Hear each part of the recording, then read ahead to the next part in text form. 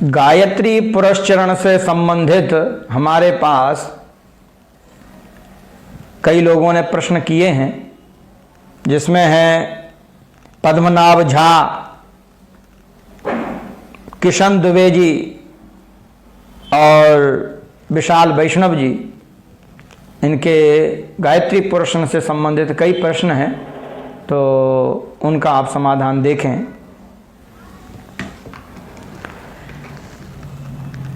गायत्री पुरस्चरण पद्धति है, इसमें जो है बड़े ढंग से गायत्री पुरस्चरण का पूरा विधान दिया गया है। स्वयं करें अथवा ब्राह्मण द्वारा कराएं, बड़े विधिपूर्वक इसमें दिया गया है।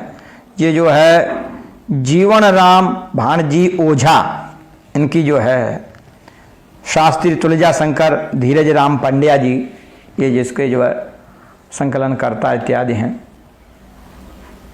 बहुत ही दिव्य ग्रंथ है। गायत्री पुरस्चरण के मुहूर्त से लेकर के और हवनांत ब्राह्मण भोजनांत कर्म को विधिवत संपादन करने के लिए ये ग्रंथ जो है सर्वोत्तम है। इसमें बता रहे हैं कि भाई पुरस्चरण किसे कहते हैं। पुरस्चरण हर मंत्र का पुरस्चरण होता है, ऐसा नहीं है केवल गायत्री का ही होता है। तो अथ पुरस्चरण लक्षणम पूजा त्रैकालिकी नित्यम जपस्तर्पण में च होमो ब्राह्मण भुक्तिश्च पुरस्चरणम उच्यते।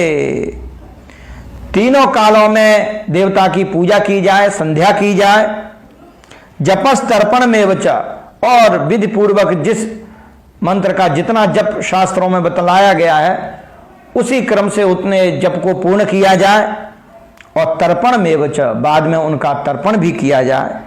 होमो, और होम ब्राह्मण भुक्तिश्च, और ब्राह्मण भोजन, इन सभी क्रियाओं को मिला करके पुरस्चरणम उच्यते, पुरस्चरण संज्ञा होती है, पुरस्चरण कहा जाता है। यत पूर्वोक्तानि लक्षणानि तत्पुरस्चरणम, ये जो नियम बतलाए गए इनको जो करता है उसे पुरस्चरण कहते हैं। इस तरीके से पुरस्चरण किया जाता है। किसी भी पुरस्चरण का शास्त्रों में जितनी जितनी संख्या का जप का जो विधान है उसको प्रत्येक युग के हिसाब से उसकी संख्या में वृद्धि हो जाती है। जैसे जो भी निर्दिष्ट जप संख्या है वह है कृत युग यानी सतयुग के लिए मान्य होनी चाहिए। सतयुग में ऐसा जप करे ऐसा मानना चाहिए।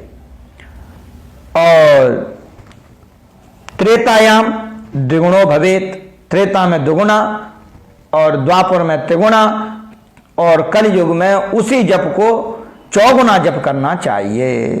देखिए, कल्पोक्तैव कृते संख्या त्रेतायाम द्विगुणा भवेत, द्वापरे त्रिगुणा प्रोक्ता कलौ संख्या चतुर्गुणा। कल्पोक्ता इति पदेन तत्तत् शास्त्रोक्ता इति ज्ञेयम्। जो शास्त्र में जो लिखी है वो केवल कृत युग यानी सतयुग के लिए है। कलयुग में तो कलौ संख्या चतुर्गुणा, कलयुग में 4 गुना जप करना चाहिए।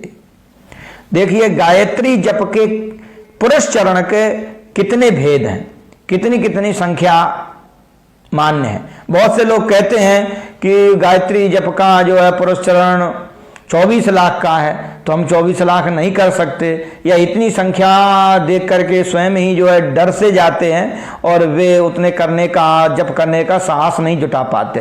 तो अरे भाई कोई छोटा हो तो हम कर सकते हैं। तो छोटे पुरस्चरण भी बतलाए गए। देखिए ध्यान से, पुरस्चरण के कितने भेद हैं देखें। त्रियष्ट चतुर्विंशति लक्ष्यात्मकत्वेन गायत्री मंत्रस्य पुरस्चरणे त्रयो भेदा दृश्यन्ते। गायत्री पुरस्चरण के 3 भेद मुख्य रूप से दिखलाई देते हैं। 3 लाख का, 3 लाख जब कर लिया तब भी पुरस्चरण हो गया। 8 लाख का, और चतुर्विंशति लक्ष्यात्मकत्वेन, और 24 लाख का जप करना। ये भी 3 भेद, 3 लाख, 8 लाख, 24 लाख। तो भाई ऐसा भेद क्यों किया गया है?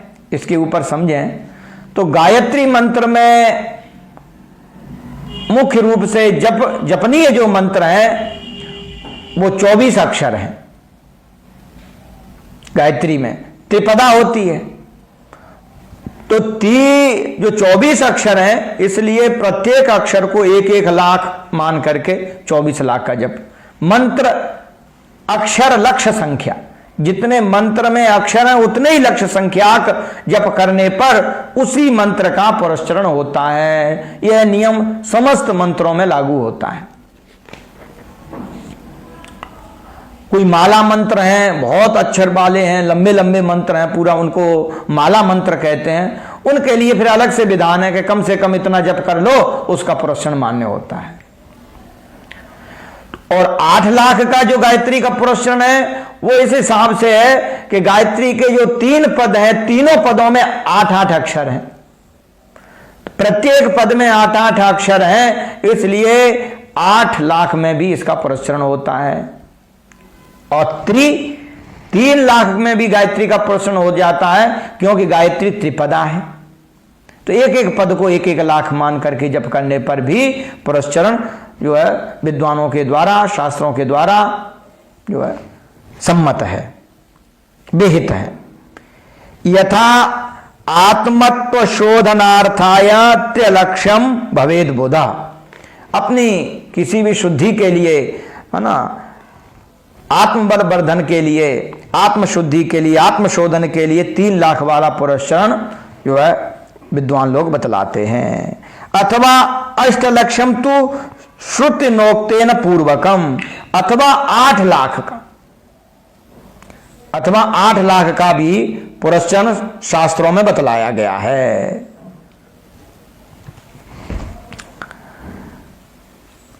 अथवा अष्टलक्ष्यम तथैव पारिजातो तादृते ऋग विधाने लक्षत्रयात्मकम पुरस्चरणम अभिहितम। ऋग विधान में जो है 3 लाख का पुरस्चरण बतलाया गया है। इस तरीके से पुरस्चरण के बारे में तंत्रांतरे, किसी तंत्र में 32 लक्षात्मकम गायत्री पुरस्चरणम कथितम। 32 यानी कि जो है 32 लाख का भी गायत्री पुरस्चरण एक होता है, एक और अलग से हो गया। प्रपंच सारे तो 24 लक्षात्मकम गायत्री पुरस्चरणम अतीवोत्तम उत्तम इति विहितम। ऐसे समझिए, गायत्री जो है प्रपंच सारे ग्रंथ में 24 लाख का है, तो वो उत्तम है और वो अति उत्तम है, इस तरीके से मान सकते हैं। माना कि जिसकी जैसी श्रद्धा सामर्थ्य जैसी बने उतने लक्षात्मक गायत्री का पुरस्चरण वो कर सकता है। ये इसमें जो है गायत्री के पुरस्चरण करते समय कितनी संख्या का नित्य प्रति जप किया जाए, तो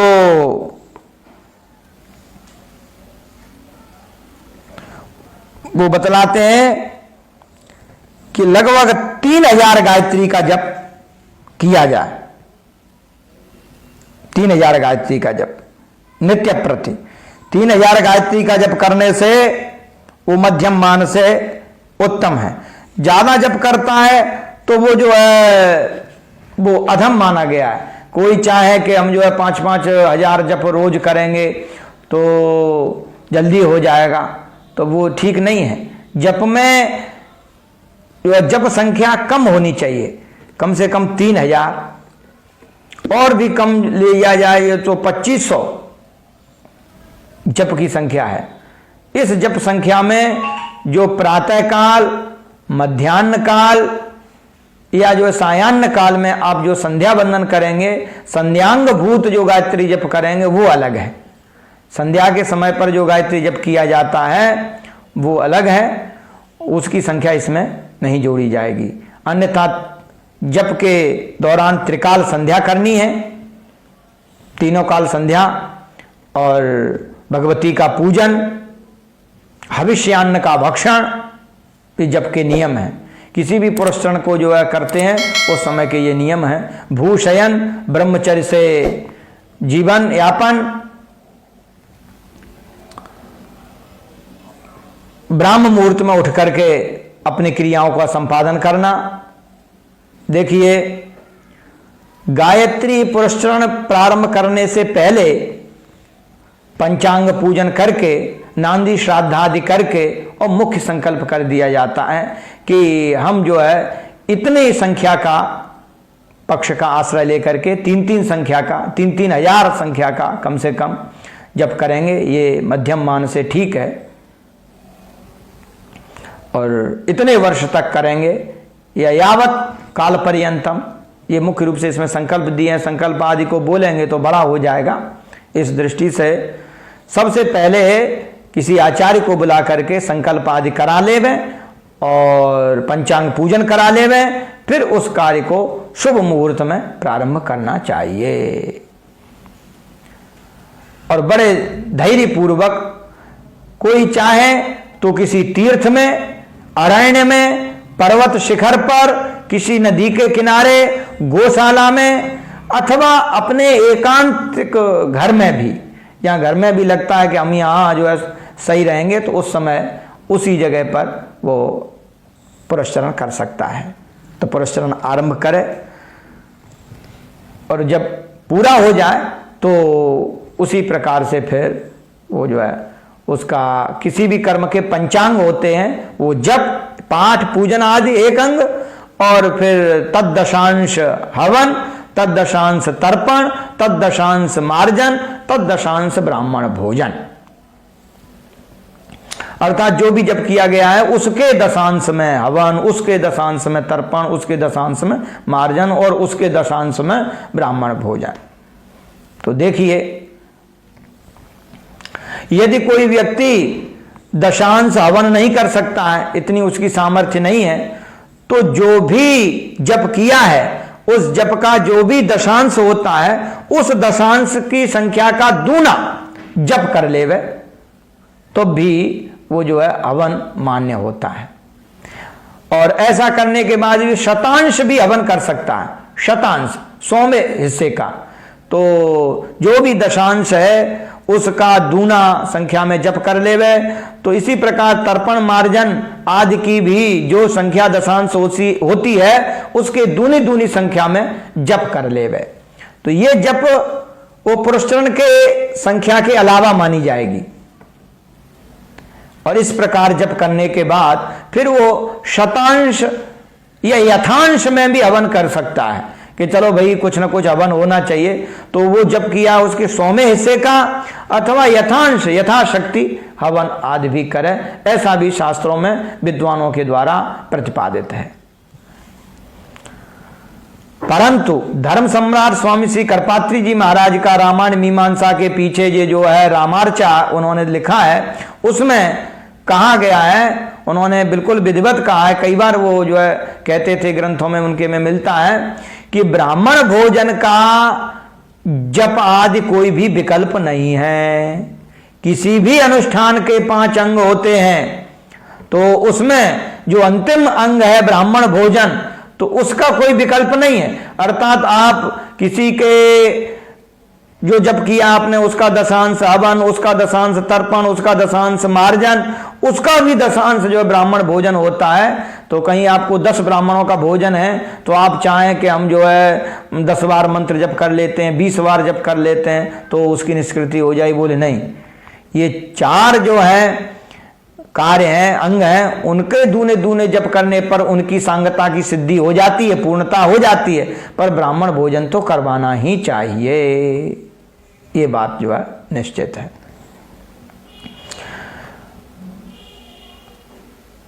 किसी ने इसमें प्रश्न भी लिखा था, क्या शंकराचार्य आदि जो भी हमारे पूज्य आचार्य हैं वे भी गायत्री जप करते हैं, तो वे किस विधान से करते हैं? अरे भाई, जो जब हम लोग दंड धारण करते हैं, संन्यास लेते हैं, तो वे फिर इस कर्मकांड से ऊपर हो जाते हैं, कर्मकांडातीत हो जाते हैं। फिर उन्हें संध्या गायत्री जप करने की आवश्यकता नहीं है। चाहे तो भले गायत्री जप करें, ओंकार का चिंतन करें, पर ब्रह्म का चिंतन करें, ये उनके लिए है। परंतु गायत्री जप के लिए उनके लिए विधान नहीं है कि वो गायत्री जप करें। अगर हम लोग गायत्री जप नहीं करेंगे तो जो है हम किसी भी कर्म के अधिकारी नहीं रहेंगे। संध्या ये न विज्ञाता संध्या ये नानुपासिता जीव मानो भवे क्षुद्र अमृत स्वाचा विजायते संध्याहीनो सुचिर नित्यम अनर्हा सर्व कर्मसु। वो संध्या से हीन व्यक्ति अनर्हा सर्व कर्मों में, लेकिन ऐसा जो है सन्यासियों के लिए नहीं है। जब सन्यासियों के लिए ही नहीं है तो पूज्य आचार्य जो शंकराचार्य हैं, जो कि भगवान शंकर के ही स्वरूप माने जाते हैं, उनके लिए कोई ऐसा विहित नहीं है कि वे जो है संध्या करें, गायत्री जप करें। दूसरी किसी ने एक ये भी जो है प्रश्न पर ये पंक्ति रखी थी कि क्या हमको गायत्री पुरस्करण करने के लिए अलग से गायत्री की दीक्षा लेनी पड़ेगी? नहीं, आपका यदि यज्ञोपवीत हो गया है और विधिवत आपको गायत्री सावित्री का जप आपको मंत्र प्रदान हुआ है, आपको गुरु ने जो है गुरु जी ने आपके ने गायत्री मंत्र दिया है, तो फिर अलग से गायत्री दीक्षा लेने की आवश्यकता नहीं है। और भी एक बात बतलाएं कि लोग कहते हैं कि हमने जो है हमको तो अभी यज्ञोपवीत करा करके गायत्री मंत्र दे दिया था, अब हमारी जो है कोई दीक्षा तो हुई ही नहीं है, इसलिए अब हम जो है किसी कोई वैष्णवी दीक्षा या जो है स्मारती दीक्षा लेंगे। ऐसा नहीं है। जिसका शास्त्रों के अनुसार यज्ञोपवीत आदि संस्कार हो चुके तो उसे किसी भी दीक्षा लेने की आवश्यकता नहीं है कि वो दीक्षा लेवे तभी उसका कार्य चलेगा। अगर वो लेना चाहता है तो भले लेवे, जिसकी श्रद्धा है, जो है वो शाक्त बनना चाहता है, वैष्णव बनना चाहता है, शैव बनना चाहता है, गाणपत्य बनना चाहता है, सौरी बनना चाहता है, जो भी बने सो वो अपना लेवे भले दीक्षा। लेकिन ऐसा विधान नहीं है कि लेना ही चाहिए, वो तो काम्य है, कृताकृत है, करें भले न करें। लेकिन ये जो है संस्कार, यज्ञोपवीत संस्कार, सावित्री दान, ये नित्य है, अनिवार्य है, अवश्यम भावी है। अगर आप ऐसा नहीं करेंगे तो आप पातक के अधिकारी हैं।